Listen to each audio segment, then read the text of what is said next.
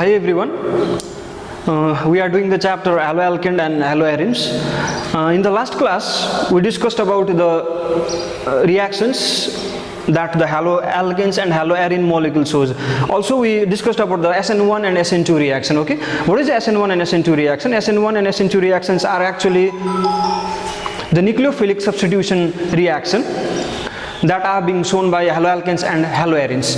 Now today in this class we are going to discuss the stereochemistry, a completely new term, stereochemistry of Sn1 and Sn2 reactions. Okay, so after that we are going to discuss all these properties. Okay, so stereochemistry. Now what does this stereochemistry actually mean is, we already studied the Sn1 reaction and Sn2 reaction. Now we are trying to study the stereochemistry of those reactions, and by stereochemistry we actually mean the study of the three-dimensional, actually the spatial or the three-dimensional study of the structure of haloalkanes and haloarenes and the reaction associated with them. Okay, so stereochemistry is actually the branch of chemistry that deals with the three-dimensional or the spatial arrangement of atoms and the structure of the studies of structure of haloalkanes and haloarenes. Okay, so first we need to have a clear idea of isomerism too. Okay, in class 11 we talked about isomerism, but we studied about the structural or constitutional isomerism.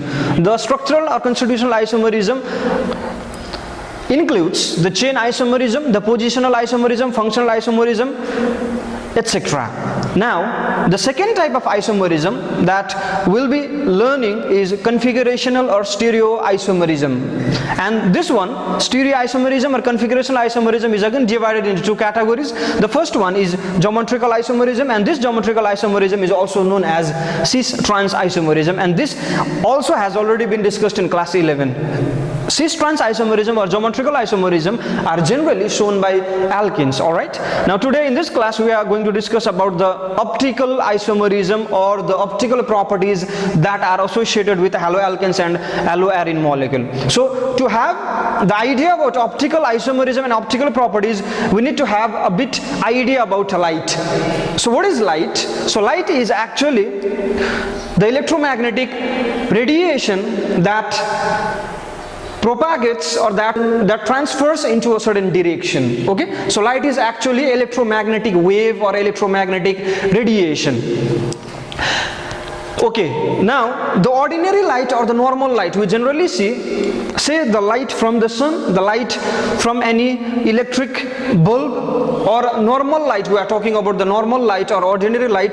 The normal or ordinary light is actually composed of so many wavelength. It is actually composed of so many vibrations of wave. Okay, so therefore say this is a light. It consists of electromagnetic wave, and this is the propagation, this is the direction of propagation of light. Okay, so light is traveling in this direction, and this denotes the wave associated with this light. And this, I have drawn this just a single wave out here, but there are so many waves, such waves which are vibrating at a direction perpendicular to the propagation of light. Okay, now this wave which is vibrating at a perpendicular distance are so many in numbers, and those waves are vibrating in all the possible planes. Okay, now this is in case of ordinary light. Now there are so many properties that are associated with light, and one of the properties of light is polarization. Now through the phenomenon of polarization, what we get is a light known as a plane polarized light. Okay, so let's say what is a plane polarized light. Okay, so let's have a look on the screen. Now this is a light source. Okay, this is a light source, and this is a light beam. Now this light is propagating or is going towards this direction. Now as I said earlier that an ordinary light consists of so many wavelength or so many vibrations in all the possible planes. Okay, so therefore in this picture there are two possible waves. There are two waves. The first one is yellow and the second one is blue. Now what happens, this is ordinary light, and ordinary light is also known as unpolarized light or simply non-polarized light. Now when this ordinary light is made to pass through a polarizer, this is made to pass through a polarizer, the ordinary light or the normal light when coming out of this polarizer now starts vibrating in only one single plane. So therefore the light which vibrates in a single plane or in just one plane is known as polarized light. Okay, so therefore this polarizer, what it actually does is it transforms the unpolarized light into a polarized light. Unpolarized light, this is a light which vibrates in all possible planes, but polarized light is a light which vibrates in only one plane. And this polarized light has an effect on so many chemical compounds. Okay, so in today's class what we are going to study is the effect of this light on certain compounds, on certain haloalkanes and haloarine molecule. Okay, so what is this? The light coming out of a polarizer is known as plane polarized light or simply polarized light, and this vibrates in a single plane. Okay, so often what we have seen is the effect of light on certain phenomenon, on certain processes. Now in today's class what we are going to study is the effect of haloalkanes and haloarine molecule and the effect of certain compounds on the plane polarized light. Okay, so let's have a look on another picture. Okay, let's have a look in this picture. Now this is unpolarized light, the light or ordinary light which I was talking about, that is the light coming out of an electric bulb is actually unpolarized light, and when this is made to pass through a polarizer, the light coming out of this polarizer starts vibrating in a single plane. Now there are so many types of polarizer. The famous one is a prism which is known as a Nicol prism. So this polarizer is generally a prism known as Nicol prism. Okay, so after the light passes through the Nicol prism, it vibrates in a single plane. Now this whole arrangement, this whole apparatus is actually known as polarimeter. So what we are studying is the effect of certain compounds, chemical compounds on plane polarized light. So this particular light is plane polarized light. Now this plane polarized light is made to pass through this tube, and this tube is known as polarimeter tube. Okay, this is polarimeter tube, and inside this tube there is an aqueous solution. There is an aqueous solution of some chemical compound, some organic compound. Okay, this tube contains an aqueous solution of some organic compound, and when plane polarized light passes through this tube, and when the light coming out of this tube is again analyzed, is again observed, what we see is actually the plane. Actually this light was vibrating in one single plane, in one direction, in one single plane. Now after this light passes through this tube, the plane of this light is seen to be inclined or seen to be rotated by some degree. Okay, now how is this possible? How is this observed? Is we can observe this whole phenomenon by this analyzer, and this analyzer is known as movable analyzer or polarimeter analyzer. Okay, the observer is here. Now what the observer sees is the plane of this plane polarized light is rotated by some angle, by some degree.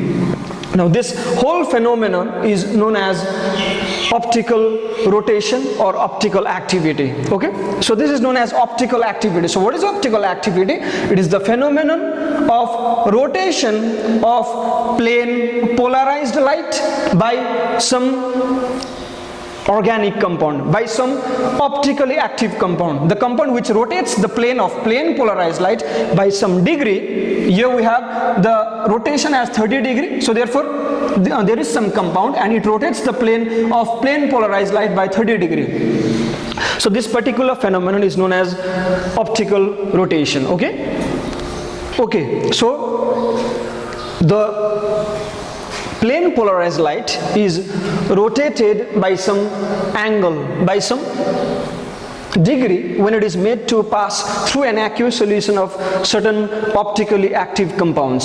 So those compounds which rotates the plane of plane polarized light by some degree are known as optically active compounds. Okay, so next we are going to study specific rotation. Okay, so specific rotation, Okay, in the previous topic, that is the optical rotation, the compounds, certain compounds rotate the plane of plane polarized light by some degree, okay, and that rotation, that angle of rotation is actually dependent upon two terms, mainly two terms, and they are number one, so therefore the angle of rotation is theta. So theta is directly proportional to the concentration of the aqueous solution. What is the aqueous solution? It is actually some aqueous solution which was taken in the polarimeter tube. All right. So concentration of that solution directly proportional to the concentration of that solution, and number two, the optical rotation or the degree of rotation is again directly proportional to the length of the polarimeter tube. The length of the polarimeter tube. So these are the two factors that influences the angle of rotation. Now, if combining these two proportionality terms, we can write theta is directly proportional to concentration into length, or theta equals to some proportionality constant, and that constant is denoted by the letter alpha. Okay, so alpha into concentration into length. So therefore we can write alpha equals to theta by concentration of the aqueous solution and the length of the polarimeter tube. And this alpha is known as specific rotation. So what is alpha? Alpha is specific rotation. So specific rotation is actually a characteristic constant. Although theta changes, all the concentration and length are variable, this alpha is actually a characteristic constant of any optically active compound. Okay. Now this alpha also needs to specified by some terms. Actually the light source which is coming out is actually a monochromatic light. Monochromatic light means a light which is composed of only single wavelength, only one color. Okay, so therefore this alpha needs to be specified by writing this D. This D actually represents a monochromatic light, especially the sodium light. Okay, so therefore the light coming from element sodium or sodium vapor lamp is denoted by the letter D, D line of sodium. So this D represents sodium light. Okay, and this alpha also needs to be specified by a temperature. So therefore we always write D and temperature T along with alpha. So alpha dt actually is specific rotation, which is a characteristic constant of an optically active compound. Now this concentration is generally expressed in gram per milliliter. Concentration is generally expressed in gram per milliliter, and the length of the polarimeter tube in this case is denoted in terms of decimeter. Okay, so therefore the unit of the polarimeter tube is taken as decimeter, and the unit of concentration of the aqueous solution inside the polarimeter tube is in terms of gram per milliliter, and alpha dt is a characteristic constant. For example, the specific rotation alpha dt of fructose is minus 92 degree. Okay, fructose, you have heard this name, fructose. Similarly, the specific rotation of sucrose is almost as a 66 degree. Okay, so therefore all the optically active compound has a characteristic constant value of alpha dt or specific rotation. Okay, so so far we have learned about the optical rotation or specific rotation. So specific rotation is actually a physical constant of any optically active compound. Now the reason behind the optical rotation, okay, we talked about optical rotation, but what is the reason, what is the cause behind the optical rotation? Why are those compounds inside the polarimeter tube is able to rotate the plane of plane polarized light by some degree?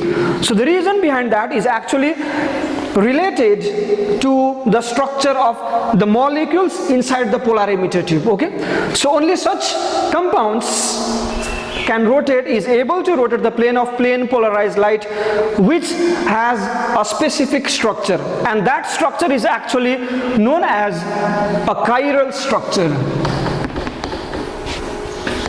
So this term, actually this term is completely a new term, actually chiral term. So any compound that has a chiral structure, the chiral structure is also known as a symmetric structure.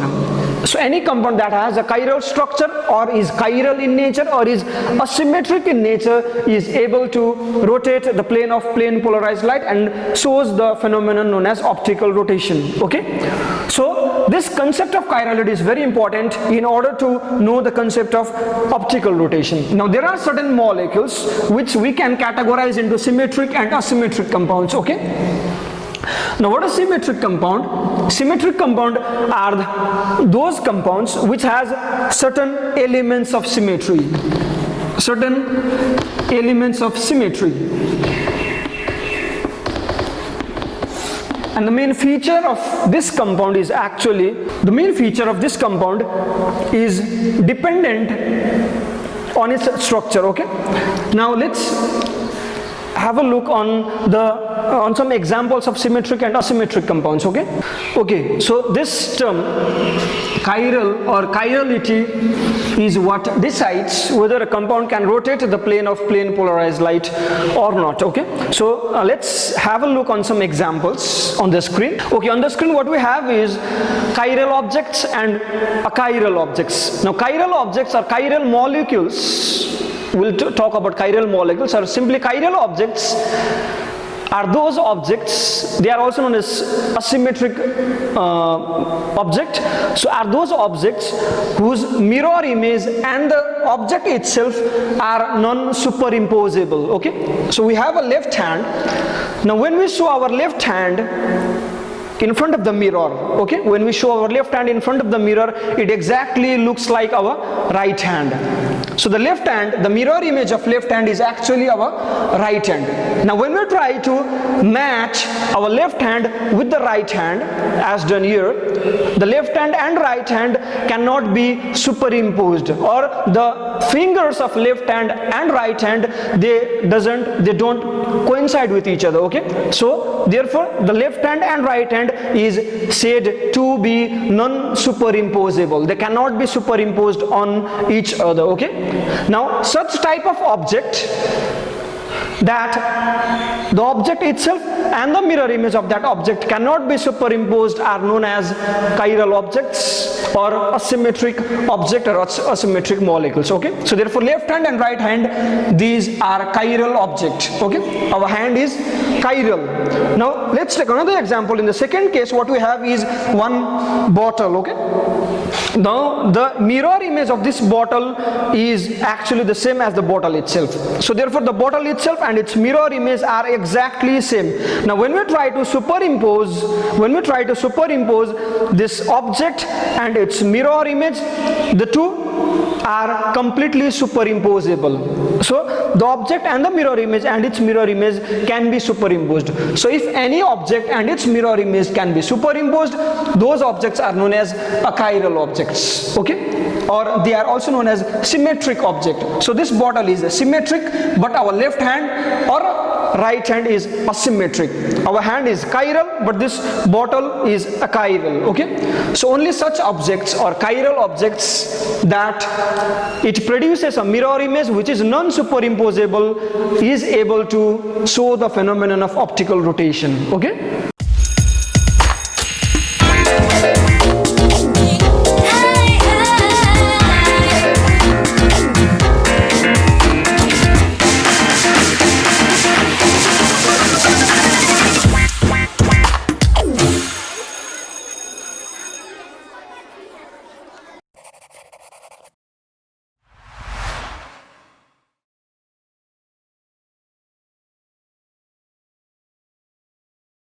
Okay, so we talked about symmetric and asymmetric objects or symmetric or asymmetric molecules. Okay, the asymmetric type of molecules are known as chiral molecules, and the one which is symmetric type of molecule are known as achiral molecules. Okay, now what is actually the test for chirality? How do we know whether a compound is chiral or achiral? Okay, For that, we need to know two factors. The number one factor is actually the compound, any organic compound actually consists of a carbon atom, and the carbon atom should be bonded to other 4 different atoms.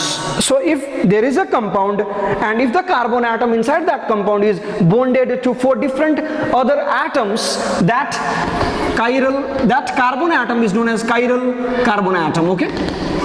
So what is the first factor that the compound should be chiral? The first factor is that it should contain at least 1 chiral carbon atom. Okay, let's have an example. Let's see an example.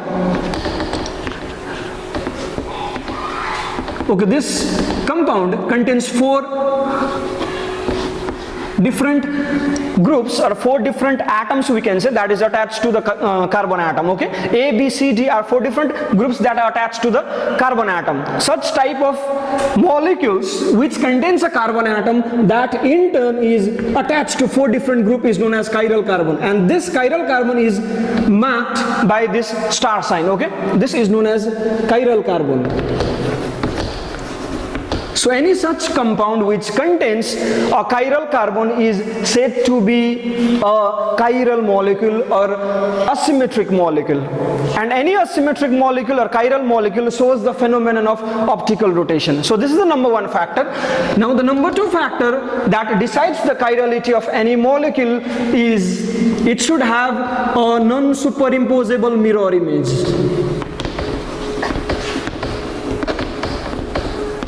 As I said earlier,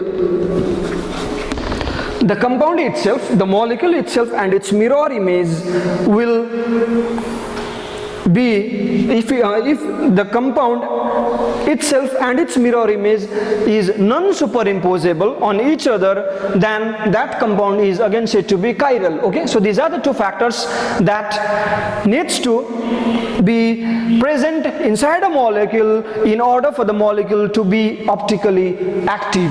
Now let's have a look on the screen once again. Now this particular compound, now there are no any such specific groups attached to the carbon atom. There are 4 different 4 spheres actually, and 2 of the spheres are identical. This gray color spheres are identical.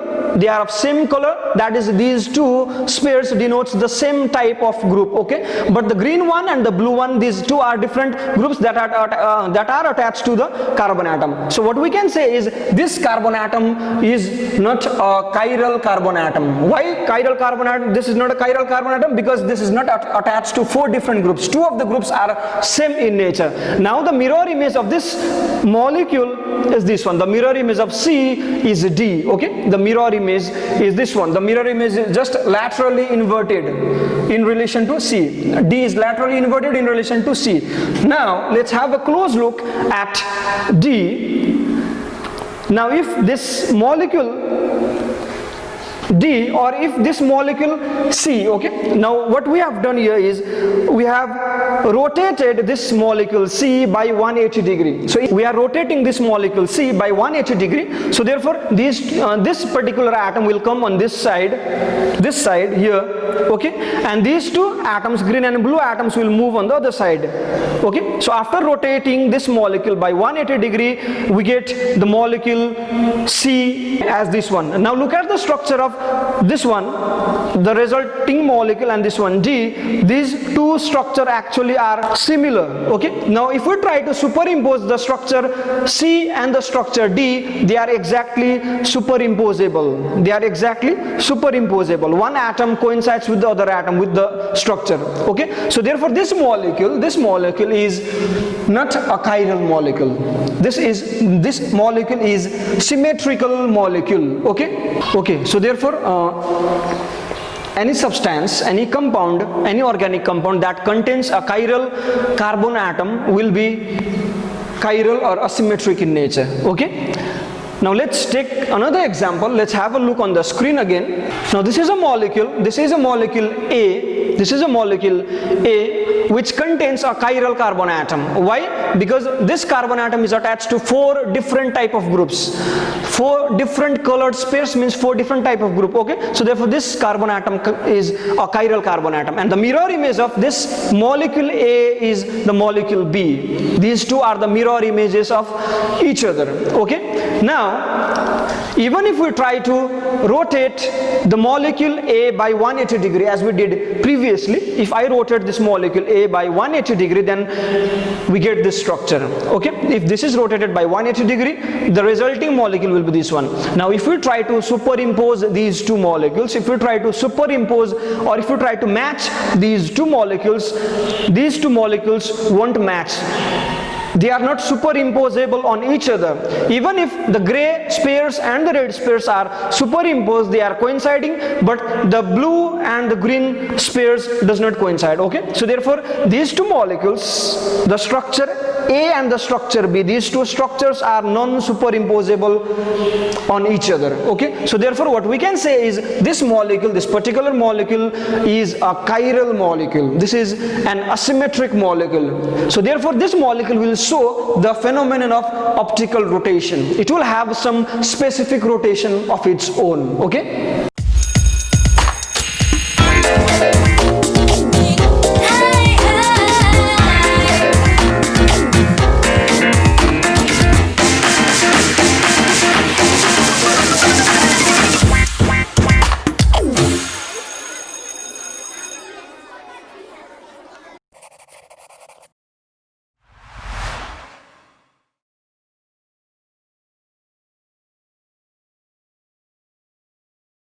Okay, so therefore what is the ultimate test for chirality? First of all, the compound should have a chiral carbon. The second one is the compound itself and its mirror image should be non-superimposable. Okay, now the object or the molecule and its mirror image are actually known by a term known as enantiomer. So enantiomers, or they are also known as optical isomers.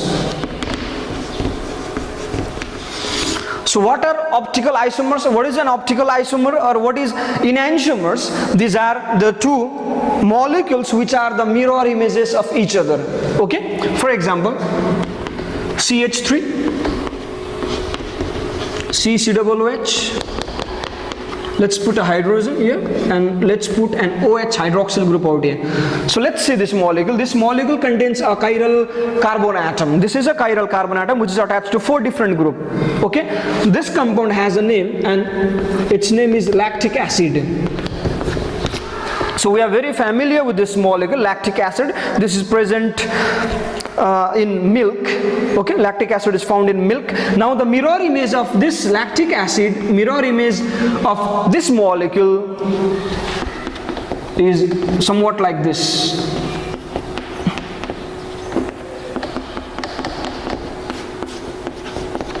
Okay, so this is the mirror image of this molecule, and these two molecules, this contain a chiral carbon atom. So therefore this molecule can be a chiral molecule. This molecule can be an asymmetric molecule. Okay, and the mirror image of this molecule is this one. Now see, these two mirror images, they won't be superimposable on each other. The structure 1 and this structure, let's say 2, structure 1 and 2 are non-superimposable on each other. So both these terms, chiral carbon atom, presence of chiral carbon atom, and the non-superimposability of mirror image are satisfied in this case. So therefore we can say that lactic acid is an optically active compound. Okay, and these two mirror images of the same compound are known as enantiomer or optical isomer. Okay, now the enantiomerism or the enantiomer has the same physical properties. Okay, the enantiomers has same physical properties, they have the same chemical properties. Why? Because they have the same structure. The structure is exactly similar, even the bond connectivity is exactly similar, all the type of bond, all the type of atoms are same. Only the difference is actually towards the plane polarized light. Now the enantiomer which rotates the plane of plane polarized light towards right direction, okay, is known as dextrorotatory.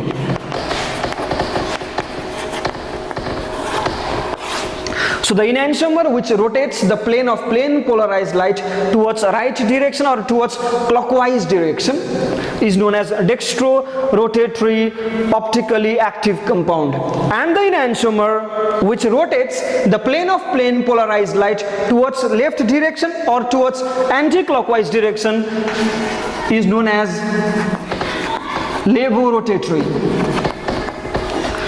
Levorotatory, okay. So the enantiomer, the compound which rotates the plane of plane polarized light towards right direction or clockwise direction is known as dextrorotatory, and this dextrorotatory compound is also denoted by the sign D or a positive sign. So this small d or a positive sign plus means the compound is dextrorotatory in nature, okay. And the compound or the enantiomer which is levorotatory is denoted by the sign L, the letter L or sign minus, okay. So this L or negative sign minus sign denotes the compound is levorotatory, okay. Now in between these two enantiomers, one will always rotate the plane of plane polarized light towards right direction, one is always a dextrorotatory, and the other mirror image of itself, the other enantiomer will be levorotatory, okay. So let's say this is D lactic acid, let's say this is D lactic acid, D or plus lactic acid. So if this is D or plus lactic acid, then the mirror image of this one, the structure too will be L or minus lactic acid. So this is levorotatory lactic acid, okay. So therefore enantiomers have identical physical properties and chemical properties, but one will rotate the plane of plane polarized light towards right direction, the other one will rotate the polarized light towards left direction. One is dextrorotatory, the other one is levorotatory, okay. So these are the properties of enantiomers, and this is all about optical isomerism, okay. So after we discussed optical rotation, let's have some idea about configuration, okay. Now as I said earlier that the stereoisomerism is also known as configurational isomerism. Now the definition of this particular term configuration is actually the relative arrangement of atoms within a molecule. It is the three-dimensional arrangement or the relative arrangement of atoms in space within a molecule, okay. So therefore let's take this example.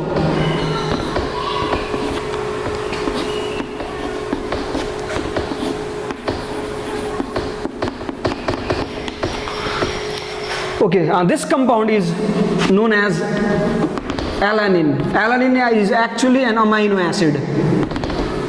Alanine is the name of an amino acid, and the structure is this one, okay. This contains a chiral carbon atom, and the mirror image of this alanine will be exactly opposite, or it will be inverted like this. So this is the mirror image of alanine. So if this is a dextrorotatory D, then this will be levorotatory L, okay. If this is D alanine or plus alanine, then this will be L alanine or minus alanine, okay. Now what is configuration? The configuration is actually the relative arrangement of atoms or groups around the chiral carbon atom. Okay, let's have a close look in this case. Now this sort of formula is actually known as Weiss formula. As I told you earlier, this type of formula is known as Weiss formula. The way of writing the formula is known as Weiss formula. Now in Weiss formula, these two bonds are actually on the plane of the blackboard. This bond, which is shown by broken lines, this bond is actually below the plane of the paper, and this particular bond, or it is also known as wedge, it is pointing out of the plane of the blackboard. This is pointing in this direction, okay. This is pointing below the plane of the paper.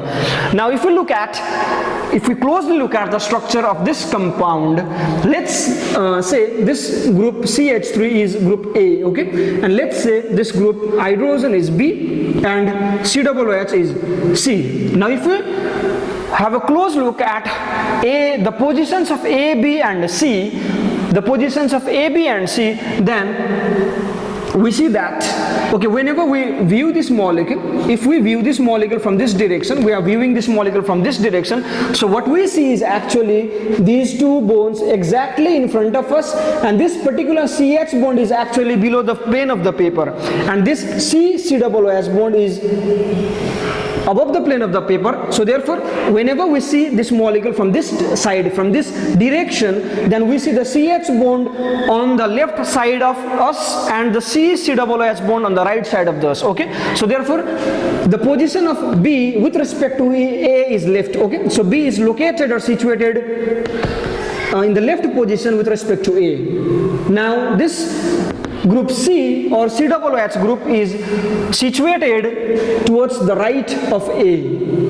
Okay, so whenever we try to trace a path, whenever we try to draw a path from A to B to C in this molecule, we see that A is situated or B is situated towards the left of A, so therefore A to B to C, the path will be anti-clockwise. Okay, the path will be anti-clockwise in this case. Now let's have a look in this case. This is our A, this is B, then this is C. Similarly, if we trace a path from A to B to C, we see that the path is clockwise. We see the path is clockwise. Okay, so therefore these two enantiomers, this is D-alanine, this is L-alanine, these two enantiomers will have exactly opposite configuration. Okay, the relative arrangement of CH3H and COOH is like anti-clockwise in this case, and this is the relative position is clockwise in this case. So therefore what we say is these two have opposite configuration to each other. These two have exactly opposite configuration to each other. Okay, so I hope you all got the idea of configuration. Now during an organic reaction, during a chemical reaction, if the starting compound is optically active compound, this is an optically active compound. Why? Because there is a chiral carbon atom in this case.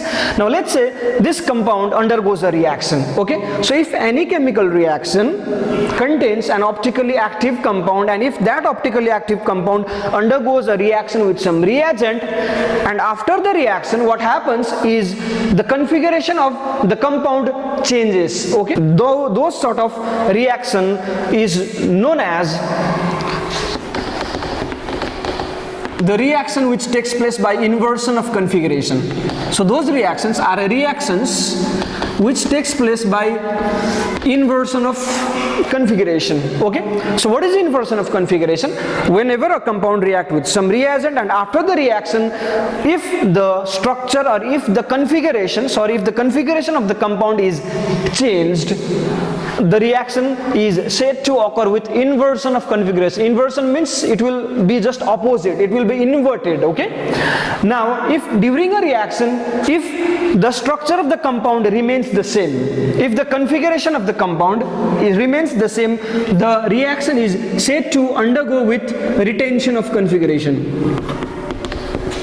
Retention of configuration. So therefore the configuration of the compound as a whole doesn't change. Okay, I'll give you some examples. I'll give you an example of inversion and retention. Okay, so we had an idea of configuration, and as I told you that whenever in a chemical reaction, if there is a change in configuration of the starting compound, it is known as inversion of configuration. Okay, let's have a look in this case. So this is a chiral carbon atom which is connected to 4 different groups or atoms, A, B, C, then there is an X. Let's say this X is any halogen atom. Okay, now this is any haloalkane molecule, and this haloalkane molecule reacts with, say, a nucleophile Y. Okay, so this Y is a nucleophile which has a lone pair of electron. Now what does this Y do? It will replace this X from the molecule. So X gets eliminated minus X, and Y gets added in place of X. Okay, now after the reaction, let's say that the nucleophile Y occupies the position exactly opposite to the position of X. So if this X was on the right side initially, and after the reaction the Y comes to the left side. Okay, so what happens? This relative arrangement of atom gets changed. As I told you that if we go from A to B to C, A to B to C, if a path is being traced, the path will be anti-clockwise. Okay, so this is anti-clockwise. Now in this case, in the product, if we trace a path from A to B to C, A to B to C, it will be a clockwise path. So therefore, the relative position of A, B and C in this case is anti-clockwise, and the relative position of A, B and C on the product is clockwise. Okay, so this reaction confirms that the configuration of this molecule has changed. Such type of reaction is said to occur with inversion of configuration. Okay, so next is we have is retention of configuration. Okay, as I said earlier that if before and after the reaction the configuration of the substrate doesn't change, the reaction is said to occur with retention of configuration. Let's take the same example. We have the same haloalkane out here. There are three groups A, B and C, and this X is any halogen atom. Okay, now again this is being reacted with the nucleophile Y. This Y replaces X, but after the reaction or in the formation of product, the nucleophile Y occupies the same position as occupied by X. So instead of X, there comes Y. Okay, now in this case, the relative arrangement, the relative position of A, B and C, the three-dimensional position of A, B and C remains intact. It doesn't change. Or the configuration or the relative arrangement of A, B and C is said to be retained. Okay, the configuration doesn't change. This sort of reaction that occurs with such type of phenomenon is known as retention of configuration, where the configuration remains as unchanged. It remains the same. The configuration is said to be retained.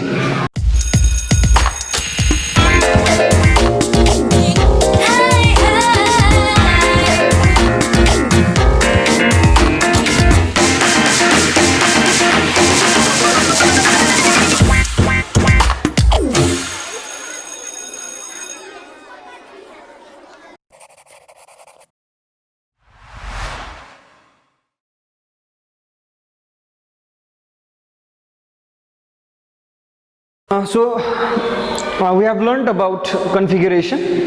We learned about the inversion of configuration, retention of configuration. Okay. Now what we have is let's study the stereochemical aspect of the stereochemical explanation of Sn2 reaction. Let's see how an Sn2 reaction proceed and what happens to the configuration during this reaction. Okay, and I have taken the example of this molecule 2-bromobutane. Now in 2-bromobutane there is a chiral carbon atom. This is chiral carbon atom because there are four different groups attached to this carbon atom. Now this 2-bromobutane is undergoing a reaction with aqueous NaOH. We have already learned this reaction, that whenever haloalkane reacts with aqueous NaOH, alcohols are produced. The OH minus will replace, or the hydroxyl group will replace the bromide ion, and it will result in the formation of alcohol. So therefore, what is the nucleophile in this case? OH minus ion is the nucleophile. Now if this reaction is proceeding by the mechanism Sn2, or let's say this is an Sn2 reaction. In Sn2 reaction, what happens? It is a single step reaction, and the nucleophile approaches the substrate molecule from the back side. Back side means the side which is opposite that which the bromine atom occupies. Okay, so therefore OH minus ion is attacking the molecule from the back side, and whenever this back side attack takes place, the configuration of this substrate molecule changes completely. If we look at the configuration of CH3H and C2H5, let's go from CH3 to H to C2H5. The path being traced is anti-clockwise. You can clearly see the path being traced is anti-clockwise. The relative position of these three groups are anti-clockwise to each other. If we go from CH3 to H to C2H5. Now let's come to the product. Now in the product, the OH group has replaced already the bromine atom. Okay. Now in the product, what we see is the relative position of CH3H and C2H5 is actually anti-clockwise. The position is anti-clockwise. So therefore we can see in the substrate molecule starting compound has this sort of configuration, anti-clockwise configuration, but the product has a clockwise type of configuration. So therefore this reaction is occurring through the inversion of configuration. Okay, we say the reaction has occurred by inversion of configuration. So what we conclude finally is that any Sn2 reaction actually occurs through inversion of configuration. configuration. Okay, there is always inversion of configuration in Sn2 reaction. There is another example I've written out here. This is bromocyclohexane, and this bromine atom, or this CBr bond, is above the plane of the paper, and this CH bond is below the plane of the paper. Now again, this molecule, let's say this reacts with aqueous NaOH or KOH again. The nucleophile OH minus will replace Br, and it will form the product cyclohexanol. Okay, so cyclohexanol is the product. Now if we have a close look at this molecule, we see that the Br atom is coming out of the plane of the paper. This CBr bond is above the plane of the paper. Okay, but in the product, the OH group has occupied the position exactly opposite to what the bromine atom has occupied. Bromine was above the plane of the blackboard, but this OH is below the plane of the blackboard. This COH bond is pointing below the plane of the blackboard. Okay, so therefore what we can see is, even in this case, the configuration has been inverted. This reaction also occurs with inversion of configuration. Why? Because the nucleophile is occupying the position opposite to what the halogen atom is occupying. So this is also an Sn2 reaction which is occurring through inversion of configuration. Now we'll see the stereochemical explanation of Sn1 reaction next. Okay, now let's see the stereochemistry that is being related to Sn1 reaction. Okay, now what happens in Sn1 reaction? We have already studied Sn1 reaction. It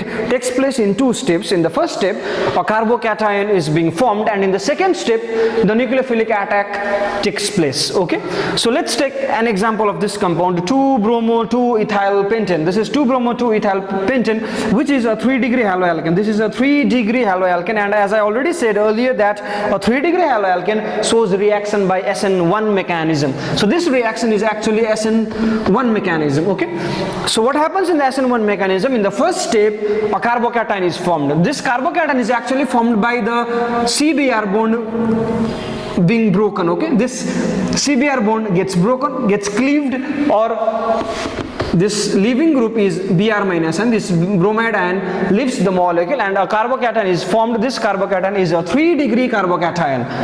3-degree carbocation. Okay, now in this carbocation, the carbon atom which is bearing the positive charge is actually the sp2 hybridized carbon atom. So this is an sp2 hybridized carbon atom. Okay, and any sp2 hybridized molecule will have a planar structure. In class 11 we talked about sp2 hybridization. So if there is any atom that has sp2 configuration, the molecule will have a planar structure. So these 3 bonds are actually at the same plane. Okay, actually we have to draw in this manner. These 3 bonds are actually at the same plane, or this carbocation is planar in structure. This is planar in structure. Now in the second step, this is the first step, formation of carbocation. In the second step, the nucleophile approaches this carbocation, or the nucleophilic attack takes place. Now the nucleophile actually can attack this molecule in 2 different manner, in 2 ways. Okay, in the first case, let's say this is the carbocation, this is the carbocation, this is in one plane, this is a planar carbocation. Let's say the nucleophile in the first case attack this carbocation from the back side. Okay, so from the back side, the OH minus ion is attacking this carbocation. Whenever the back side attack takes place, the configuration related with the reaction will be inversion of configuration. As I told you earlier, in case of Sn2 reaction, if the nucleophilic attack takes place from the back side, there is inversion of configuration. So if this attack from OH minus ion is a backside attack from this direction towards the backside, from the backside, then the OH will occupy the position which is exactly opposite to Br. So in the starting substrate, the Br bromine atom was on the right side, and in the product, the nucleophile OH is on the left side. So therefore we can say the reaction has occurred through inversion of configuration. So the first one, the possible attack, is actually leading to the inversion of configuration. Now the second attack is the possibility of front side attack. So OH minus ion attacks the molecule from the front side, So this is the carbocation. Earlier it was attacking the molecule from the back side. Now in this case it is attacking the carbocation from the front side. So what happens? The nucleophile will occupy exactly the same position which is occupied by bromine atom. So we say in this case the reaction has occurred through the retention of configuration. The relative position of CH3, C2H5 and C3H7, the methyl group, the ethyl group and the propyl group hasn't changed at all. These three groups were at these three positions, and exactly these three groups are now at the same positions. Okay, so therefore the configuration is retained. So what do we see during an Sn1 reaction? Both the configuration is inversed as well as the configuration is retained. Okay, so as a result we get 1:1 or equimolar mixture of these two enantiomers. These two are nothing but the mirror images of each other, and the mirror images of each other are known as actually the enantiomer. So this particular compound is the enantiomer of this one. These two are enantiomers, and the enantiomers are produced in equal amount, are produced in equal quantity. This particular mixture of these two enantiomer is known as racemic mixture. So what is a racemic mixture? It is equimolar or 1:1 mixture of any two enantiomers or any two optically active enantiomers. Okay, and the whole phenomenon, the whole process of preparation of 1:1 or equimolar mixture of enantiomers is known as racemization. So what is racemization? It is the process of preparation of equimolar or 1:1 mixture of two enantiomers in a chemical reaction. That is racemization. Okay, now these two enantiomers, one will have a positive rotation, as I said you earlier. If this is dextrorotatory, then the mirror image of this one, that is the enantiomer, this enantiomer will be levorotatory. Okay, if this is dextrorotatory, then this one will be levorotatory. But what do you see here is that they are produced in equal quantities. So therefore the mixture, the racemic mixture actually, which is equal in amount, will have no any rotation in particular. Okay, so therefore the racemic mixture will have no any rotation as a whole. Okay, it will be optically inactive. So if this is dextrorotatory, if this is levorotatory, the rotation of one half, the rotation of one molecule will be compensated or cancelled by the rotation of the other molecule. As a result, the mixture of these two will have no any optical rotation. This is optically inactive. This is optically inactive. So finally what do we conclude is that the Sn1 reaction always takes place by racemization. The racemization always takes place in case of Sn1 reaction, and in case of Sn2 reaction there is always inversion of configuration. Okay, so this is all about stereochemistry that was connected with Sn1 and Sn2 reaction. Now in the next class we'll do some questions. Okay, we'll discuss some questions and we'll try to solve them. Okay, thank you.